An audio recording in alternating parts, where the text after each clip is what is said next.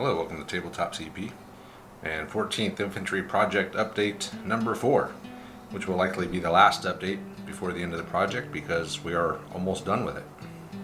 So we'll start out by looking at what I've gotten done since the last update.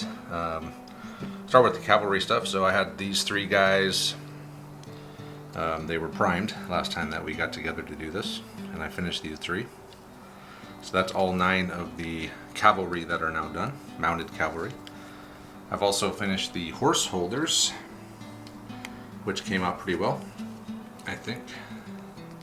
Again, I used 2 of the Perry bases that came with the, I believe it was the cavalry, maybe, I don't know. But one of the Perry boxes has a bunch of bases in it, so I just glued 2 of them together, and I put the horse holders onto those. So here they are. Really cool looking unit to add to the table. Very seldomly used, I'm sure, as most of the cavalry are, and I'm still amazed at how much effort I put into the cavalry, a unit that I probably won't use that often. But we do have the horse holders. We finished the 9 mounted, and I've also finished the dismounted cavalry as well. So these guys came out pretty well. I think they're all armed with the, looks like the breech loading carbines modeled. They probably won't be run as such because in sharp practice they would be incredibly powerful, firing 48 inches twice per activation. So we'll probably just give them rifled muskets just for balance purposes. But I did give them the yellow stripes everywhere that the mounted guys had, and they just look pretty cool, I think. So we are now officially done with the cavalry portion of the project, which is always the hardest part because it's the most involved, and like I said earlier, for probably the most seldomly used unit in the game. So next up, let's look at the flag. So the regimental flag did come in, and here it is. It does say 5th Regiment, but they didn't have one that said 14th, so it's just going to be, you can't really tell when from looking from a distance, so it doesn't really matter, but he is done.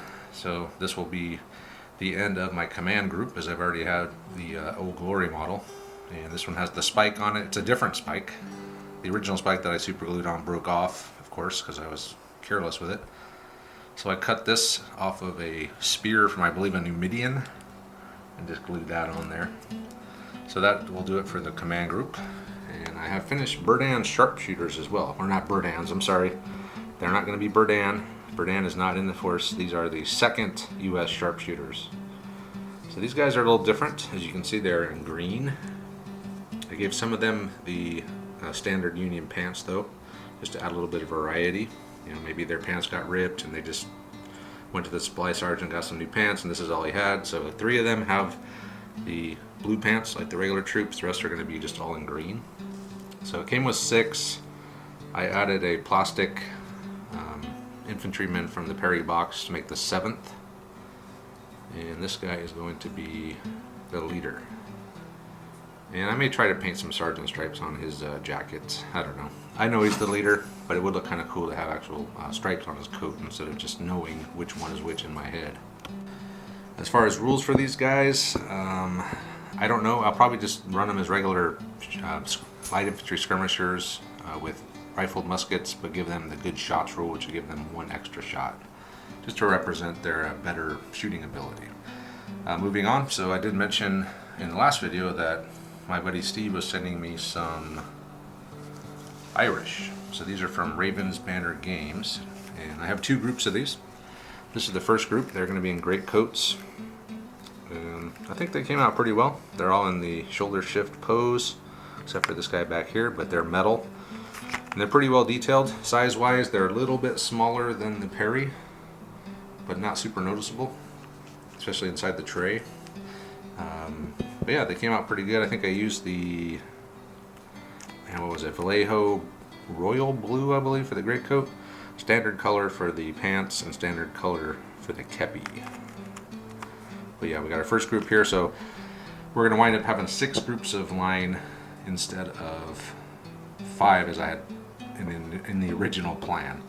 And what I'll probably do is I'll give these guys, the 2 groups of these, the regular muskets with buck and ball, as they did give those to the Irish.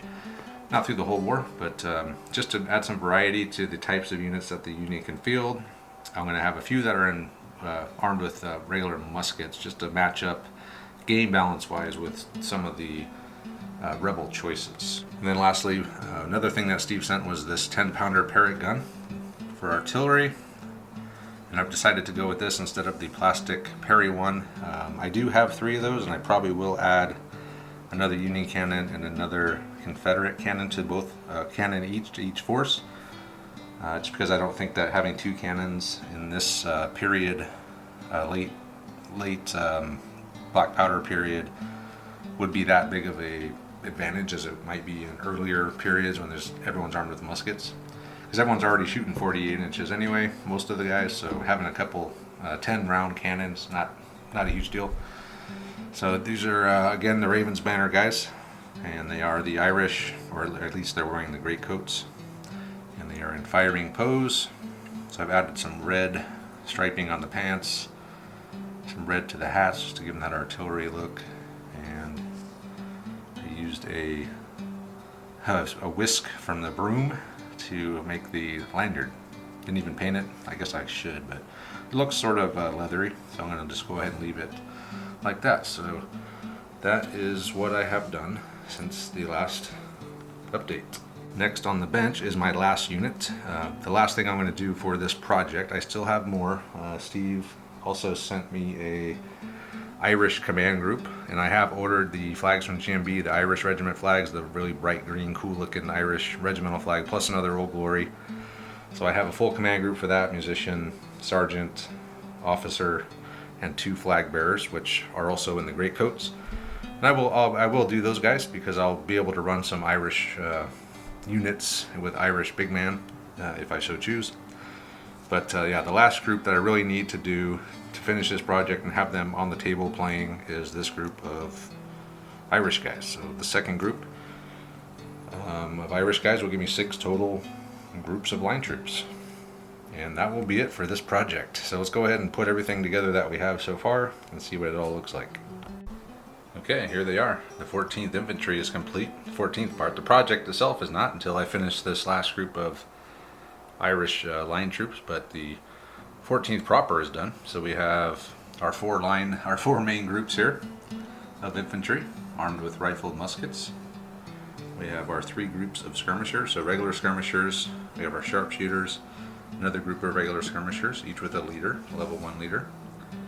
We have all of our various cavalry models that we need to field the cavalry in the game, either mounted or dismounted. So we got our 9 mounted, we got our horse holder. We have 6 dismounted. And what I'll probably do is I'll probably just take the leader and put him in with them. When they dismount, he'll stay mounted. We have our rest of our command group here. So we have both of our flags now. We have the 2 sergeants. We have the level 2 officer who can run 2 group formation. We have the musician, and then we have our big man here. And all these guys are going to need names, and we'll pull names from the patrons. We'll see who wants to be who. So if you're a patron and you're watching this and you want to be a leader of the Union forces, we already have some that have already volunteered as the Confederate forces. So we need Union leaders, guys, if you want to volunteer. What else? The cannon. We got the cannon, of course.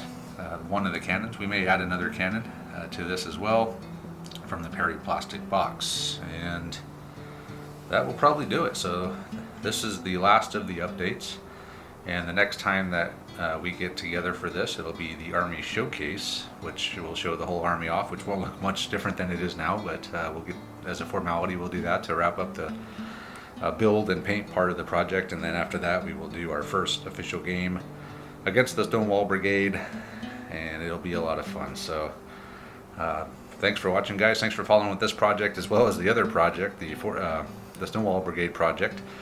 At the beginning of this year, I said I was doing American history, and I did a ton of Western stuff, and I've now done almost 2 complete ACW armies. So this is the end of the American history build that I've started at the beginning of the year. I can't really think of much else to do. Maybe I'll add some more to my AWI guys. I don't know, but for now, we're going to call it good on the American history portion of the year. And I think next, I'm still really debating on what to do next. I I have completed most of my winter army, so I'm thinking dive in head first and full time into winter terrain. So that's a big project. Is this going to be new roads, new trees, new fences, new walls, new shrubs, new hedges, everything. But it needs to be done so we can get going with playing with these winter World War II armies I have. So anyway, let me know what you guys think of this army so far. And thanks for watching, and we'll see you all next time.